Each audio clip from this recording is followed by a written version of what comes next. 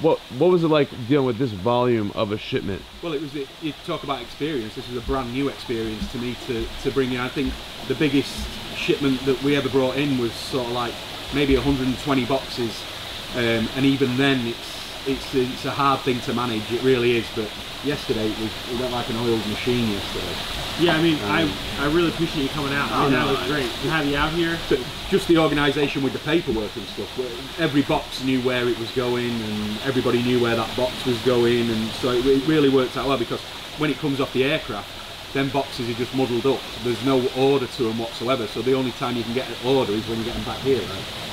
Yeah, I mean, it was a crazy day. I mean, last year we had a 150 box shipment and 170, but to put 288 boxes on a plane one time, everything had to go right. And we had a lot of experienced people in a lot of different koi houses, making sure everything was working. And the fish are settling great. I mean, what's your thought on the fish? How are they fantastic, doing? Yeah, really good. I mean, the big stuff is just, you know, some of those fish, they just look like been here for weeks and weeks and weeks, not a problem, you know, and even the small stuff today is looking really good, and we're on the day after now. So it is, you know, as it stands now, we're really, really happy. So we've just got to keep on with the small stuff, we've got to keep on top of it, and just keep an eye on them, you know, because every day they can change. But like, these are the Shintaro stuff now, and these are looking absolutely amazing. Yeah, they're going to come up and eat now. Yeah. Considering that you guys were unable to go to Japan this year, how was the buying experience like in a year of COVID? Yeah, the big stuff was pretty easy. You can really tell on the, you know, now the quality of the movies and stuff like that, it's really good.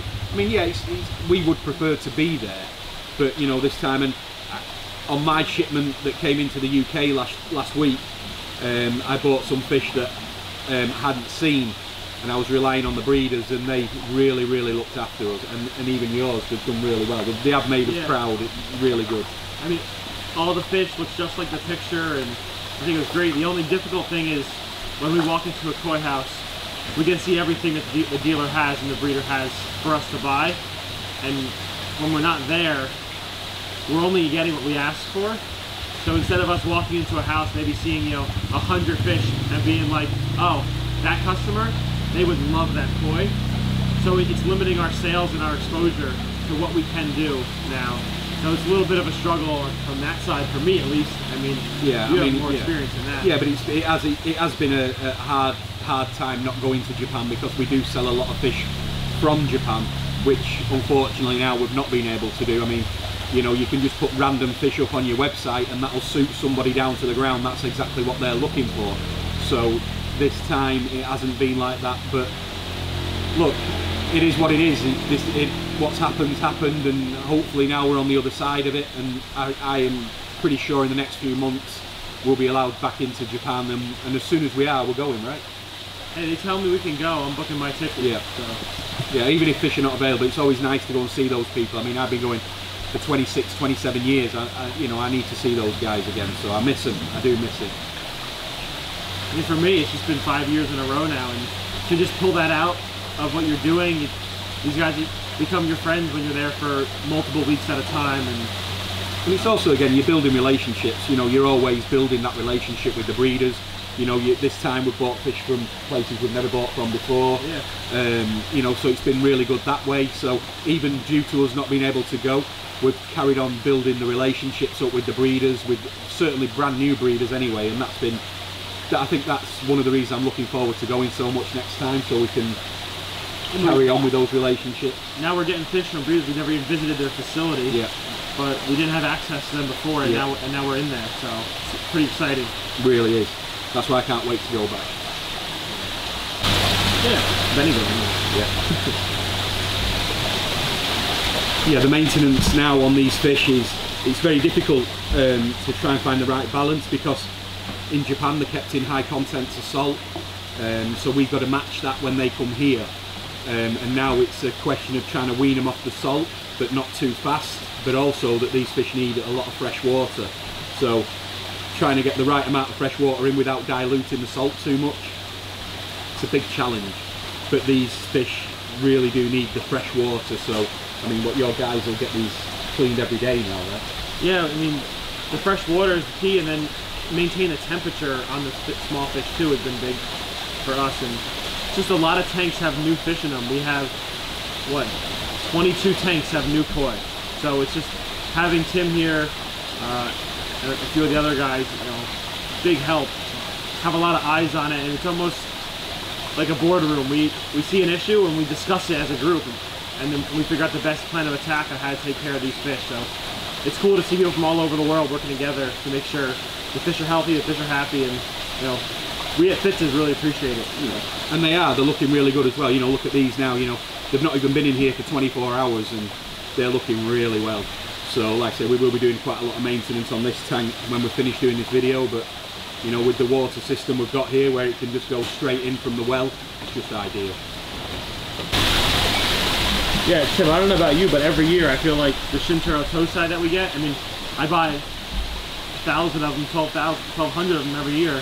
I just feel like every year the quality, the Kahaku, the Sanke, the Showa, better and better. I mean, I think the Sankis have always been good. I mean, that's what he's famous for. But the Kahaku, when I was unbagging these yesterday, and the Kahakus and the Showas were just really good. The Showas now are coming on so well. I mean, they're competing with any other Showa. I mean, there's some in here. I mean, obviously later on you probably will be getting some bowls of these or getting up on the website and stuff, but you really want to check these out. The Showas now are becoming, and when they first started doing the Kahaku, they had a lot of red, just a bulk of red. But now you can see the patterns on them all now. There's very few that are all red. They've all got really nice patterns. There's like Maritain stuff, the Sandan stuff, just really good. And the Kahakus are probably the biggest ones in here. So that he's doing really well with the Kahakus. So but certainly the Sankis are superb as always, because that's what he's famous for. But the Kahaku and the Showa are coming on leaps and bounds every year. Every year these things just keep getting better. Yeah, and then it's exciting to see these Tosai, because then it just knows if these are the fish that he didn't want to keep in Japan and grow, how good is this stuff in Japan that he's going to grow on? I mean, because now, what does he have? 300, 400 Tosai left before he makes final selection? That's right, yeah. I mean, this is, you know, so some of these fish, before they got shipped to us, they were questionable. Does this fish stay in Japan to grow, or does it get shipped?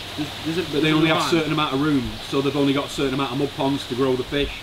So they can't grow them all. They wish they could, but they just can't grow them all. So hopefully, and I've seen some that, you know, that I'm sure that they really would like to have kept, but they just don't have the room for them.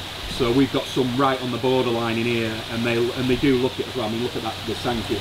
I mean, it's that big, you know. And these aren't even the jumbo Tosai, you know. No, they're just the regular. Yeah. The most fun for me with this is, you know, 1,200 fish, all these koi in here, right? We start bowling them up. I find one that I really like. I think it's a good fish. I take a photo of it. I send it over to Shintaro, and he goes, "I know that koi, but it's male."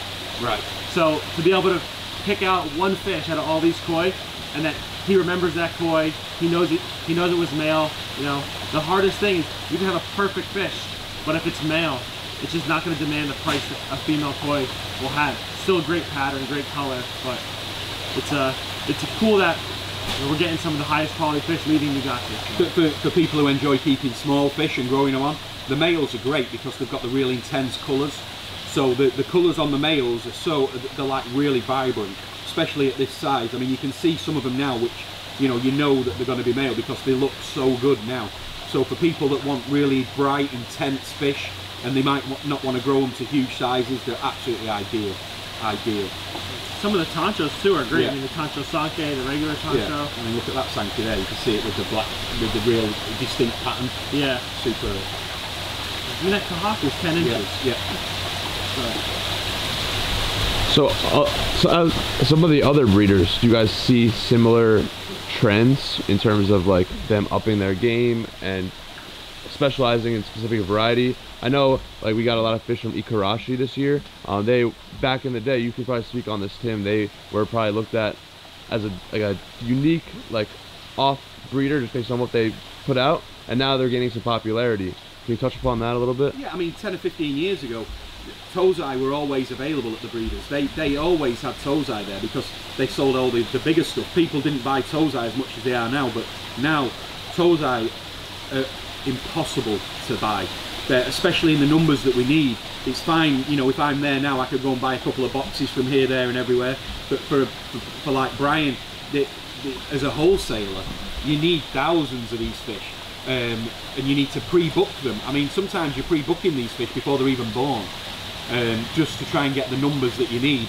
But that's not just us, that's everybody wants to do that. So really is difficult trying to find these fish. But yeah, the standard's good. The standard's always good because the breeders are always swapping and changing different parents, different varieties, so they want to mix it every year. They want to mix it up every year as well. They don't want to keep sending the same basic tozai out, so that, you know, you will get that basic tozai, but then you'll also see a lot of different varieties than what you might have saw last year. So, you know, it really is good. So they are up in the game, but it's a steady progression. You know, it's just a steady, you know, they know now that all the tozai are going to sell no matter what they do with them. I mean, great for us. We're getting access to these guys like Sekiguchi Pearl Scale, Sekiguchi Showa Tozai, the Taniguchi stuff. You know, those are where the boxes are limited, but we're working our way in. Even at Ikarashi, you know, first year only a couple boxes were available, but now it's kind of, you know, all right, Fitz and Waddington, they're gonna take a couple thousand fish. They kind of allot them for us, so yeah. It's good. Well, not a couple of thousand, like 10,000. Yeah, give or take, you know, yeah. Whatever. Yeah. Not a couple of thousand. We'll just build another greenhouse. No big deal. We have the space. Yeah. Hey, one heck of a shipment, 288 boxes, and incredible. Thanks for getting all those big fish in there for me, man, because if you weren't up there, it would have been me. So. And Mark, we thank Mark as well, and the guys, I think Darren and stuff, they were helping us out Don, with that. So, yeah. You know, everyone that was here they were moving the whole day. But it's great when you see the boxes that are like a metre long, like you see them and they're like that, and you think, oh yeah, there's going to be a nice fish. But then when you look on the back of the truck and they're that deep, oh my! And you're like, whoa! It's all like, yeah. Sorry guys, I've got a call I've got to take. I can't lift that one just now. But that was, yeah, they were incredible. So I mean, what did we have? About 10 of those. Oh, at least. I mean, 95 cm Yamabuki. I think the biggest Kinkiatsuri to ever land in the US. Without a doubt, without a doubt. So 1 metre Chagoi. Easy meter. That's the one that it's definitely more than a meter. I mean, yeah. I couldn't even physically pick it up. Just too big. My hands just wasn't big enough to go round the underside of that fish. But almost dropped it. But I'm glad you did. You dropped it in the water. That's the best place to drop a koi. But yeah, I mean, great to have you out here. Definitely a relief off my shoulders, knowing that anytime you guys are here helping out, helping take care of the fish. So really appreciate it. Anytime, my friend. Cool. Well, let's go check on some koi and backwash this tank.